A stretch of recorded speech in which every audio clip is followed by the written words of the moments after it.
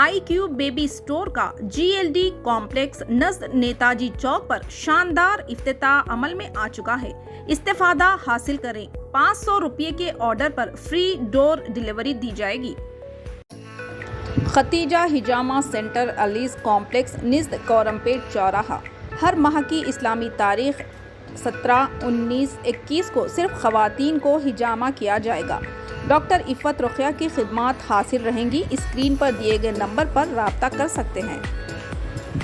अस्सलाम वालेकुम नाज़रीन, NH TV में आप सभी का इस्तकबाल है। जरचला में वाक़ मशहूर व मारूफ बारगाह हज़रत सैयद मोहब्बत अली शाह क़ादरी रहमतुल्लाह अलैह के उर्स शरीफ में मुक़ामी रुकन assembly doctor C. Laxma Reddy ने शिरकत करते हुए चादर चढ़ाई। इस मौके पर उनके हमरा D. लक्ष्मी रविंद्र चेयरपर्सन बल्दिया, G. Yadaiah ZP vice chairman बल्दिया, काउंसलर्स के अलावा दीगर भी मौजूद थे। दरगाह कमेटी की जानिब से उनकी गुलपोशी की गई।